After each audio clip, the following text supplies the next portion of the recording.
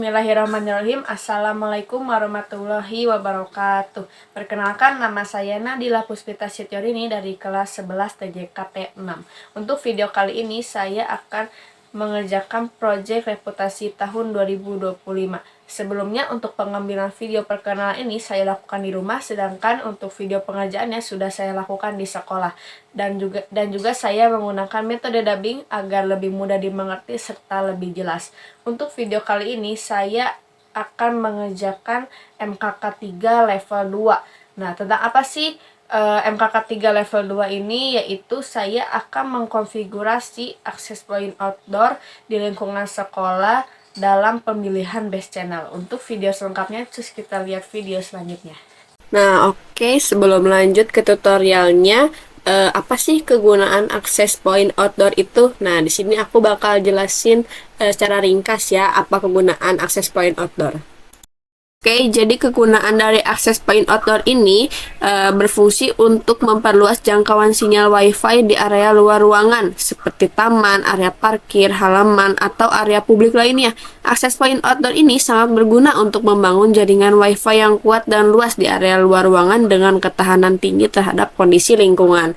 Nah, biasanya akses point outdoor ini digunakan ketika ada acara konser atau event-event yang berada di luar ruangan. Nah, untuk acara seperti ini tuh lebih baik menggunakan akses point outdoor dibanding akses point indoor, karena untuk ketahanannya lebih jauh kuat akses point outdoor dibanding akses point indoor, karena kan acara ini dilakukan di luar ruangan.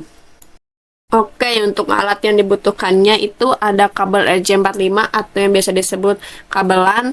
Ini membutuhkan 4 kabelan saja, lalu switch, lalu LAN adapter untuk disambungkan ke laptop, lalu ada PoE injector, ada TP-Link outdoor CP-nya, dan juga ada mounting holder ya, teman-teman.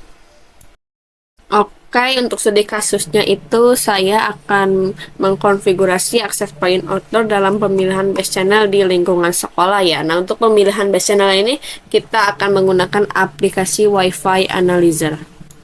Oke, sekarang kita langsung masuk aja ya untuk konfigurasinya. Pertama-tama kita ke CMD dulu untuk mengecek berapakah IP internet yang kita dapat. Nah, bagaimana cara mengeceknya? Cara mengeceknya itu kita hubungkan dulu kabelan ini ke switch atau ke internetnya. Nah, di sini kita sudah mendapatkan ya default gateway-nya itu 192.168.99.1. Nah, ini itu IP internetnya.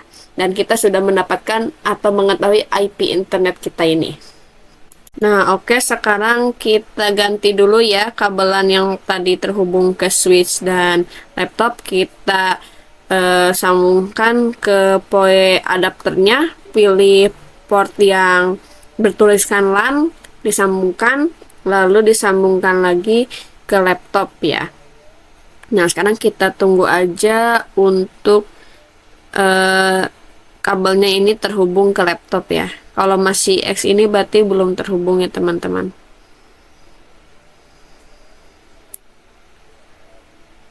Nah, ini sudah terhubung ya. Kalau sudah tidak ada tanda X-nya, kita langsung klik aja. Nah, ini tuh adanya di mana sih? Nah, ini tuh adanya di control panel ya.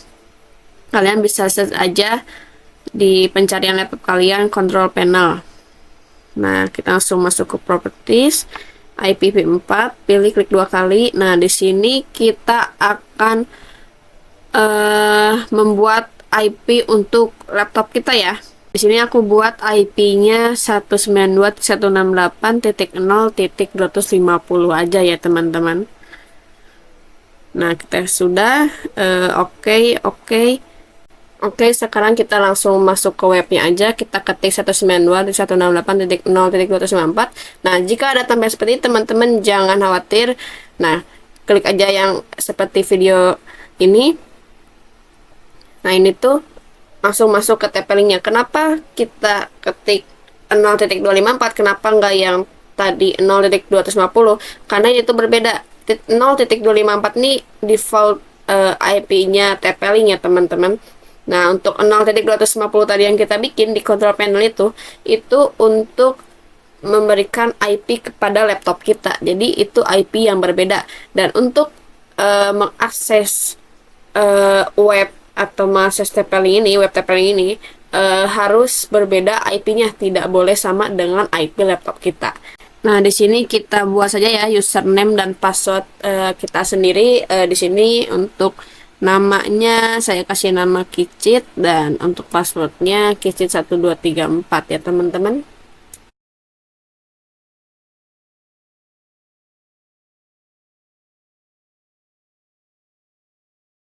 Oke, sekarang kita sudah masuk ya ke web TP-Linknya. Sekarang langsung lanjut aja ke sistem, lalu kita cari time zone. Nah, kita di sini pilih yang ada Jakartanya ya, karena kita berada di domisili Indonesia gitu. Nah, jangan lupa apply lalu save.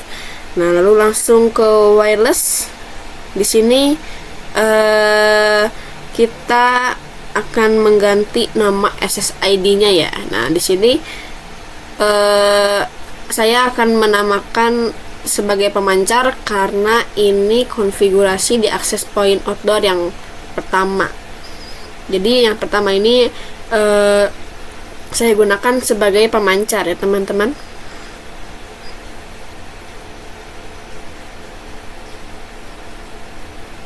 Nah, jangan lupa apply lalu save ya teman-teman. Oke, nah di sini kita ganti dari static menjadi dynamic ya. Oke, untuk DHCP fallback IP-nya kita ganti di octet ketiganya aja menjadi 99. Kenapa 99? Ini tuh IP yang kita dapat dari internet, yaitu IP internetnya ya. Nah, jangan lupa primary DNS-nya 8.8.8, apply save ya teman-teman. Jangan lupa. Langsung lanjut aja ke quick setup. Ini sudah benar ya, pilih access point, dan sekarang kita coba untuk mengetes connect ke pemancar ya. Dari sini juga sudah ada ya jaringannya. Nah, emang lumayan lama. Kalian bisa coba untuk connect dari HP ataupun dari laptop. Nah, di sini saya akan mencoba dua-duanya, dari HP dan juga laptop ya teman-teman.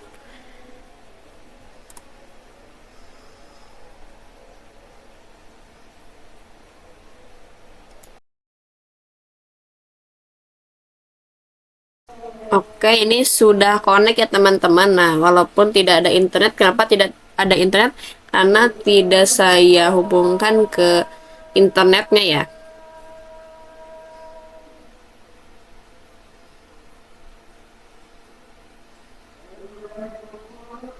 Nah, kita coba next. Nah, ini sudah tidak ada tampilannya.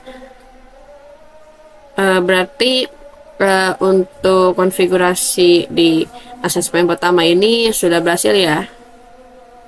Nah, kita coba next lagi, tetap tidak ada ya teman-teman.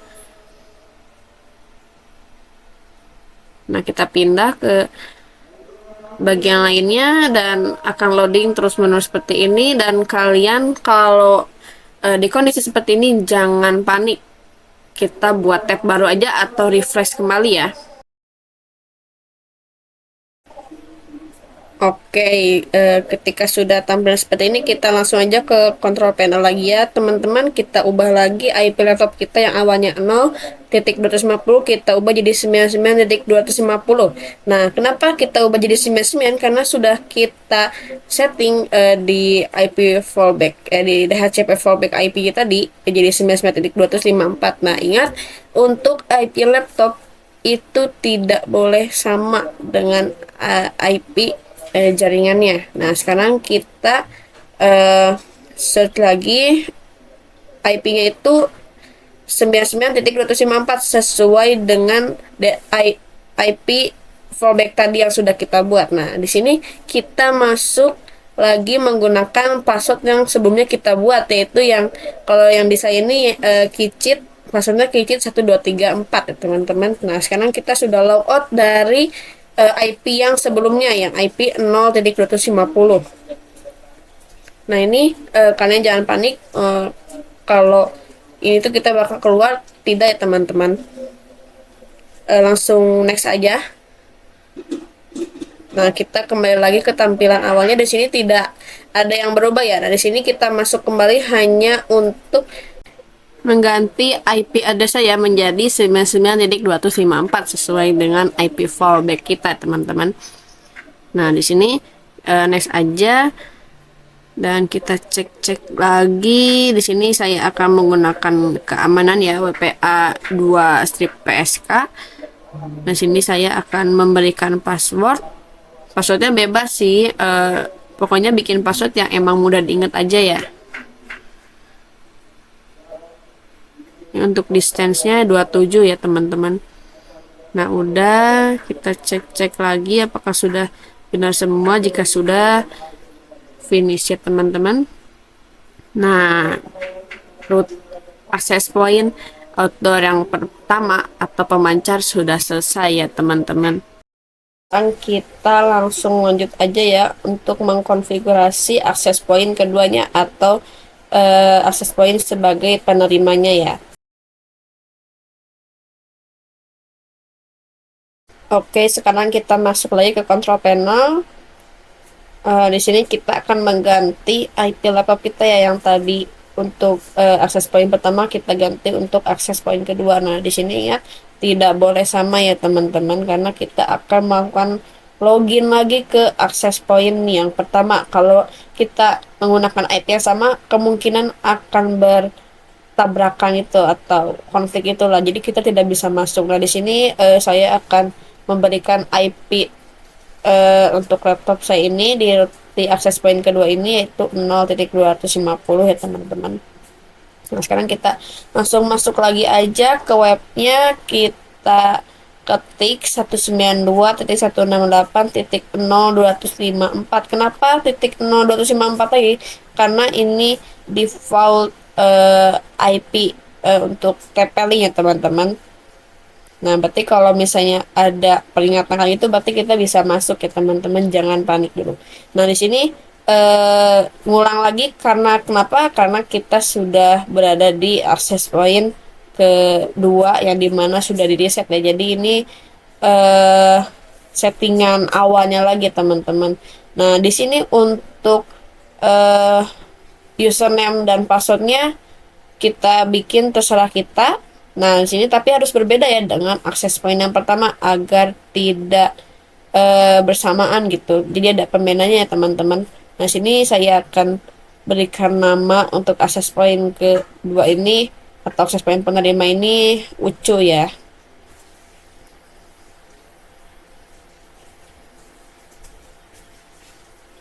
Oke, sekarang kita sudah masuk ke tampilan awal di access point kedua ini ya, teman-teman. Nah, di sini kita ada sedikit perbedaan untuk konfigurasi di access point pertama. Jadi di sini kita tidak perlu ke sistem untuk merubah time zone ya, teman-teman. Oke, sekarang kita langsung lanjut aja ya. Kita ke bagian wireless, kita ubah SSID-nya menjadi penerima, teman-teman. Nah, di sini juga saya akan memberikan keamanannya itu sama seperti di access point pertama, yaitu WPA 2 CPSK. Dan di sini kalian bisa buat passwordnya ya. Kalau bisa passwordnya yang mudah-mudah aja dan berbeda dengan di access point pertama agar tidak bertubrukan gitu atau bertukar ya, teman-teman. Nah, ketika sudah, langsung klik apply lalu save ya, teman-teman. Jangan lupa di step itu ya, teman-teman. Nah, sekarang kita lanjut ke bagian networknya ya, teman-teman. Nah, di sini kita sama seperti di access point pertama, kita ubah di HCP fallback IP-nya ya. Nah, diubahnya itu ya dari octet 3 sampai 4 aja, teman-teman, menjadi 99.250. Kenapa tidak memakai 254? Karena sudah dipakai untuk access point yang pertama ya, teman-teman. Ingat, untuk IP address itu tidak boleh sama. Nah, di sini untuk primary DNS-nya sama 8.8.8.8. Lalu untuk connection type-nya jangan lupa diganti ya menjadi dynamic. Nah, di sini banyak sekali kesalahan lupa untuk mengganti connection type-nya ya teman-teman, jangan sampai teman-teman juga lupa. Nah, jika sudah ada tampilan seperti ini, teman-teman jangan panik ya, berarti teman-teman ini udah keluar dari TP-Link-nya, karena kan DHCP fallback IP-nya sudah diganti ya teman-teman. Nah, ini sama seperti step di access point pertama, kita bikin tab baru lagi ya, dan sebelumnya kita harus ke control panel dulu untuk mengganti IP laptop kita ya teman-teman menjadi 192.168.99.200 ya. Kenapa tidak 250? Ingat, untuk IP itu tidak boleh sama ya teman-teman. Nah, di 250 itu kan sudah kita buat untuk DHCP fallback IP-nya ya. Jadi untuk di laptop ini kita buat jadi 200 ya teman-teman. Oke, kita langsung ke webnya lagi aja, refresh atau ketik ulang aja teman-teman. Nah, untuk ke webnya ini kita ketiknya bukan menggunakan IP laptop, tapi IP sudah kita buat di TP-Link tadi ya teman-teman. Nah, ini udah bisa masuk lagi ya teman-teman. Oke, kita ini masuknya menggunakan username dan password yang pertama di access point yang kedua ya teman-teman, jangan access point yang pertama. Nah, udah kita masuk lagi. Nah, di sini agak berbeda dengan access point yang pertama. Di sini kita pilih access point klien karena apa? Karena di access point kedua ini kita jadikan sebagai penerima atau klien ya teman-teman. Nah, di sini tidak ada yang berubah. Kita di sini hanya merubah untuk quick setup-nya aja menjadi access point untuk klien ya. Nah, ini kita next. Ini jangan lupa dynamic. Nah, di sini kita ubah lagi SSID-nya menjadi penerima ya teman-teman. Nah, di sini kita ubah passwordnya ya teman-teman. Jadi jika teman-teman ingin masuk ke jaringan ini menggunakan password yang sudah dibuat di sini, begitupun yang di access point pertama untuk passwordnya di sini ya teman-teman. Oke, kita langsung lanjut aja survei. Nah, di sini untuk surveinya kita mencari yang pemancar tadi ya teman-teman. Oke, sudah ketemu ya teman-teman. Jangan lupa checklist, lalu klik connect di bagian paling bawah. Jangan lupa untuk log to AP-nya ya teman-teman. Nah, langsung next aja. Nah, di sini saya nonaktifkan ya untuk keamanannya. Jadi jika ada yang mau masuk ke jaringan ini tidak perlu menggunakan password ya teman-teman. Nah, inilah perbedaan konfigurasi access point yang pertama dan juga access point yang kedua ini ya teman-teman. Nah, jika seperti ini tunggu saja. Lalu ini sudah otomatis ya, kita bisa masuk ke jaringan penerima ini ya teman-teman. Oke, sekarang kita akan mulai simulasinya ya teman-teman ke access point penerima.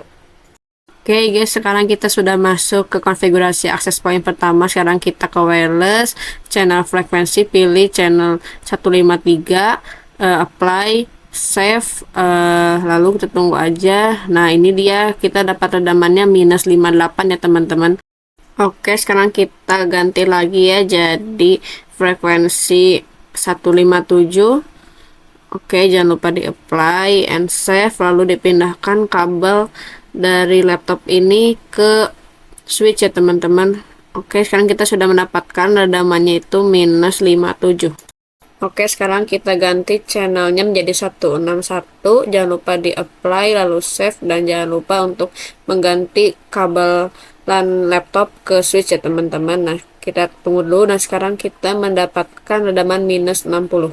Kita ganti lagi ya channelnya jadi 149, dan kita tunggu dulu, apply, save, lalu jangan lupa pindahkan kabel yang terhubung ke laptop ke switch, dan kita mendapatkan redaman -63 ya teman-teman. Oke, bisa kita ambil kesimpulannya teman-teman. Jadi untuk di konfigurasi access point router ini kita mendapatkan channel yang baik itu channel 157 teman-teman, dengan redaman -57. Nah, untuk melihat apakah bagus atau tidaknya channel itu dilihat di redamannya. Jika redamannya semakin kecil maka semakin bagus koneksi internetnya, jika redamannya semakin besar maka semakin kurang koneksi internetnya. Begitu ya teman-teman dalam pemilihan channel yang bagus ataupun yang tidak.